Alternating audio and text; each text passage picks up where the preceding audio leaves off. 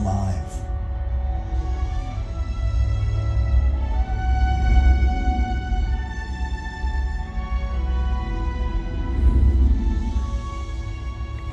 A ribbon of water cuts through the rock, slicing deep into the Colorado Plateau, plunging 5,000 feet from rim to river on a pathway into the heart of the earth.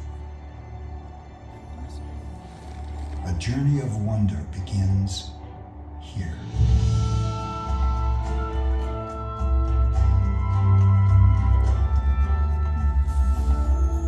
For millions of visitors, this has become one of the most famous hikes on the planet.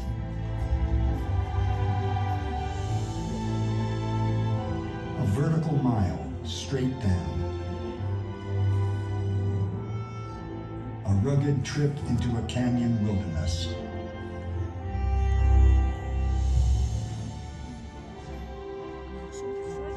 From rim to rim, from dawn to dusk, they travel. And with each descending step, they are walking back in time.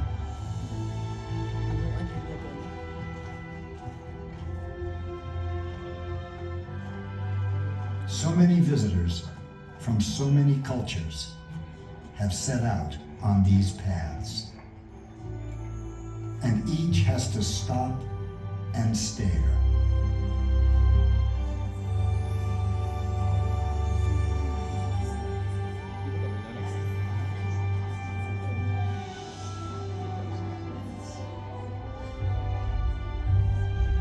Here on the limitless horizon, the scale is humbling, uplifting, impossible to grasp.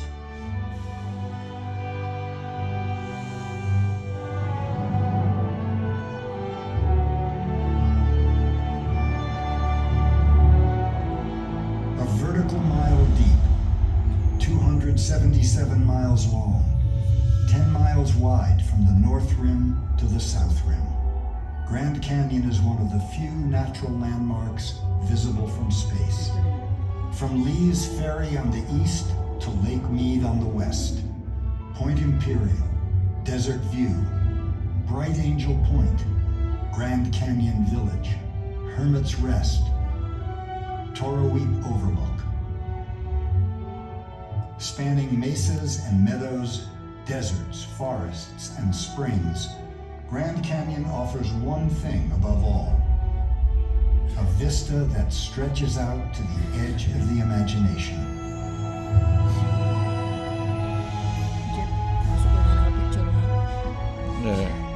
To some of its first visitors, Grand Canyon was just a wasteland. Joseph Christmas Ives, one of the early explorers, said it was valueless and that it shall be forever unvisited and undisturbed. Opinions have certainly changed. Visitors from around the world now journey to the Grand Canyon, nearly 5 million every year. Say cheese. Cheese! Namaste. Cheese! Mabuhay.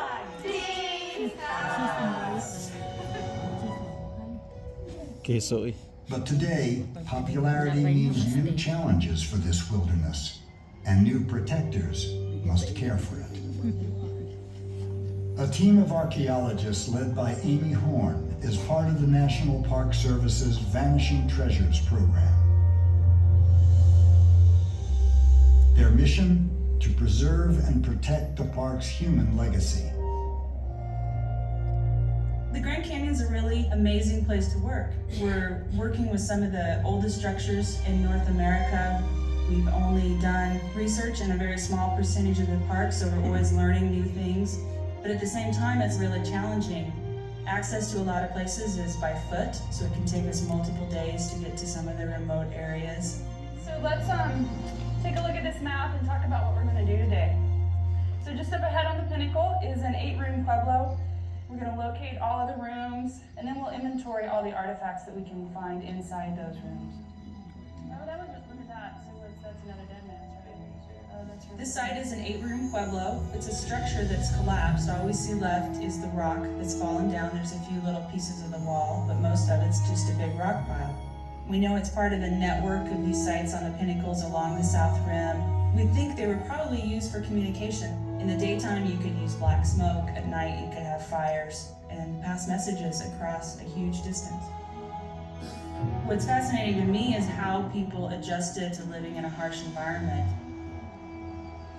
There are some 4,800 known archaeological resources in Grand Canyon National Park, from the Puebloan relics at Walhalla Glades to the pottery at Deer Creek. They are discovering the artifacts that trace the human history of Grand Canyon. Vivid proof that this harsh land has sustained people for thousands of years. In fact, archaeological evidence indicates humans have called the canyon home for more than 10,000 years, among the earliest signs of human life on this continent. The first were the nomadic hunters. They were followed by the archaic people, who left behind figurines of split twig, deer, and antelope shapes in remote caves. Dozens of Native American peoples would follow. Many are still here to this day. They had Grand Canyon to themselves until around 1540, when the first European explorers arrived, Cardenas and his Spanish conquistadors, looking for the famed cities of gold. What they encountered was this immense obstacle. Then came the westward bound explorers of the 1800s, prospectors, soldiers, and trappers. Army Surgeon Elliot Cowes described it as a scene of utter desolation. Many were scared away, but explorer Major John Wesley Powell was not deterred. In 1869, he became the first to travel the river through the entire Grand Canyon and document it. We are 3/4 of a mile in the depths of the earth.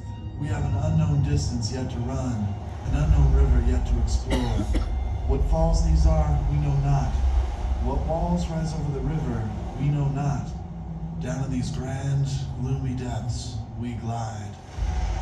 Facing splintered oars and damaged hulls, Powell would survive to map the entire length of his journey, and his trailblazing expedition would open Grand Canyon, charting the way for those who would come next. With a new century, a new breed of explorer arrived, in the form of entrepreneurs and hoteliers, looking for ways to make a living from the pockets of canyon visitors. Emery and Ellsworth Kolb came to the Grand Canyon in 1901, determined to carve a livelihood out of these walls. They set up a dark room in an abandoned mine shaft and began photographing visitors. And when they turned their cameras on themselves, their photos became even more adventurous. Daredevil stunts yielded eye-popping images. In 1911, they filmed the first movie ever of Grand Canyon river running. Leaving Wyoming on 2 flat-bottom boats, the Kolbs recorded a rugged voyage, winding through hundreds of miles. A journey that would inspire many who followed. The story of Grand Canyon begins and ends with the mighty Colorado. It's one of North America's major rivers, the prime shaper of this epic landscape. In a desert land where moisture is scarce, this river is the lifeblood of the entire ecosystem. Sustenance for a dry world.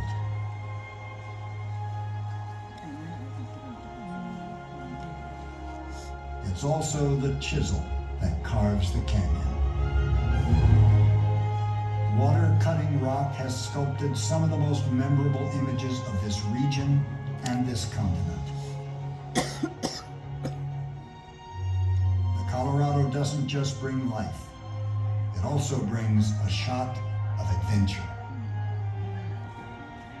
Visitors set off on a whitewater trek from Lee's Ferry, mile 0 of a 277-mile trip. A 2-week journey through the rapids of the Colorado.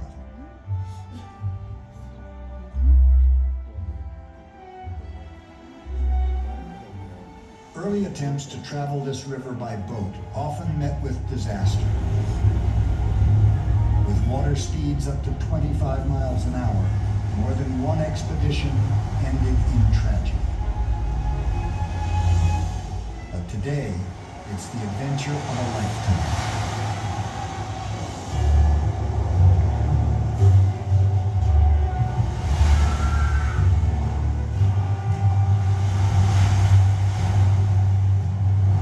Wow.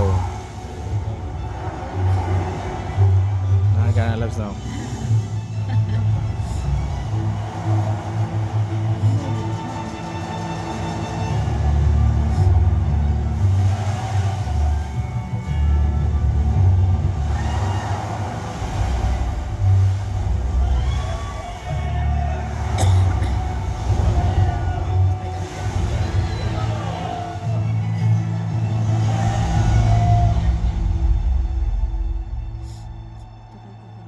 Beyond the thrill ride, the river takes visitors through a wilderness of stone and brings them face to face with the raw power of the earth. It's no wonder Grand Canyon is one of the most studied geological landscapes in the world. Naturalist John Burroughs once called it a divine abyss, a place to look into the earth as through a mighty window. And geologists like Dr. Carl Karlstrom come here to do the looking, here on the edge of time.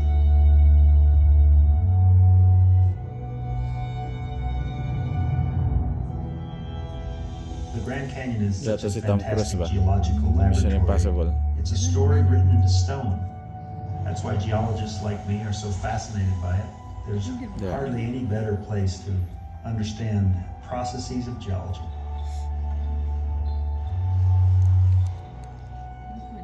This is in fact a very young canyon carved out of very old rocks.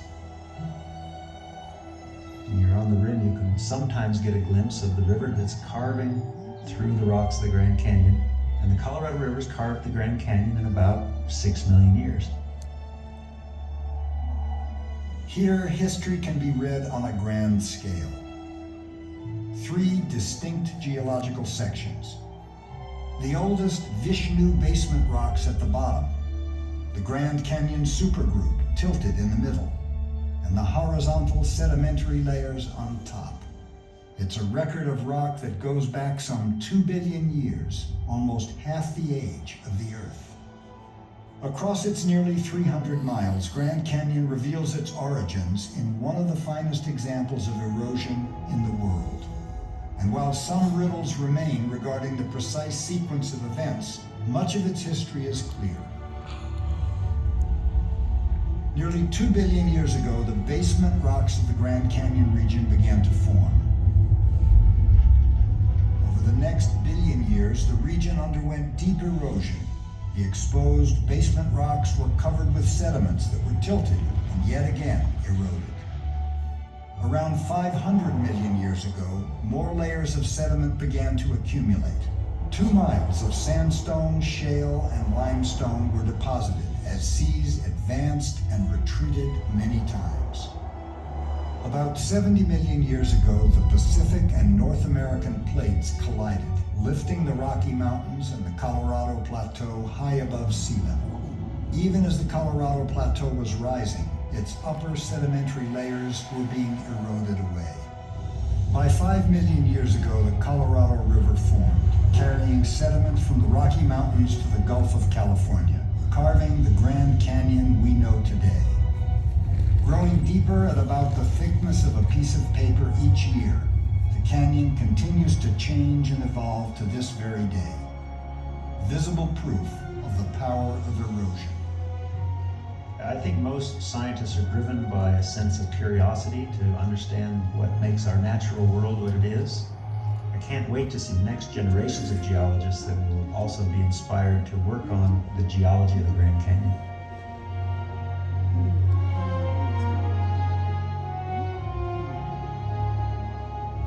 Of its nearly 5 million visitors annually, Grand Canyon draws a multitude of artists from around the world. Photographers, writers, sculptors, painters. Some see the powerful architecture of this land. Others, the passing play of light and shadow. From Thomas Moran to Gunnar Windforce to Ed Mell, Grand Canyon has inspired a rich artistic legacy.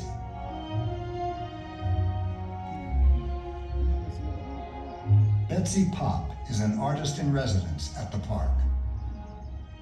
Being able to stay for a period of time in the Grand Canyon is, well, it's just one of the greatest natural settings on Earth. The light can filter in through the canyon, and the different colors that it can intensify, the huge clouds that can come by and cast something into a shadow and leave something right next to it in bright light. It's an ever-changing palette of light and color, and it truly is an amazing experience for an artist to even attempt to recreate what they've experienced on any kind of canvas or in any medium.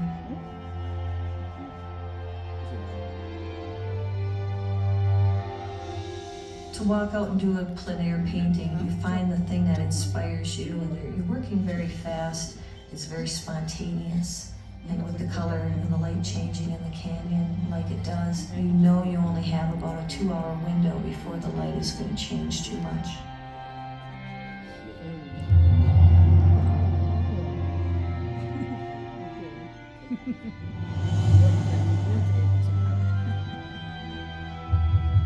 Spectacular as it is, Grand Canyon is more than rock and river. It's alive, with more than 2,000 species of plants and animals, and some of them are endangered. At the Vermilion Cliffs, just northeast of the park, a team of naturalists from the Peregrine Fund and its partners, led by Chris Parrish, is on an important mission. They are working on the reintroduction program for the California condor, one of the rarest birds in the world. Only decades ago, there were fewer than 24. Now, through captive breeding, this endangered species is being brought back in northern Arizona. Part of this effort in the recovery program is getting the birds out into the wild and monitoring them to identify what the threats are. The team tags them and takes blood samples. With the recovery effort like this, each next step seems insurmountable, and then as soon as it's achieved, you quickly tuck that away in the filing cabinet and look to see what's the next step. Today, California condors can often be seen soaring on the thermals over the park. There's nothing that affects you as deeply as seeing the birds fly over you. You're looking out over the Grand Canyon. It is a great preservation story for the park, but it's not the only one. There are almost 400 species of birds and mammals, 70 species of reptiles, amphibian, and fish. With several ecosystems and 5 of the 7 major life zones, Grand Canyon offers a surprising biological diversity. From fir forests to desert scrub, nearly 2,000 species of plants thrive in this ecological refuge. It's a sanctuary for a huge range of creatures: deer and mountain lions, elk and bighorn sheep, hawks and swallows. For all of them, this canyon is a refuge, a place to be protected through the years.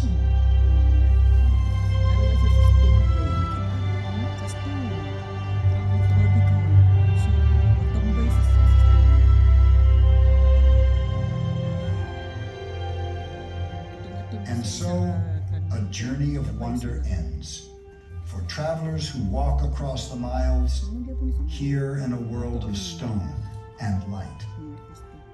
And for them and the generations to follow, there is a trust to preserve this sanctuary, a trust in all our hands.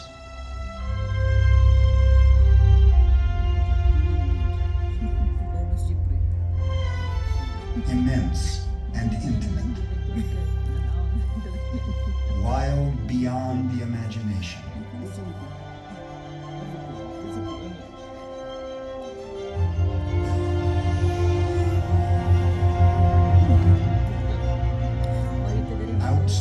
time, it waits. An ancient wilderness of rock. A place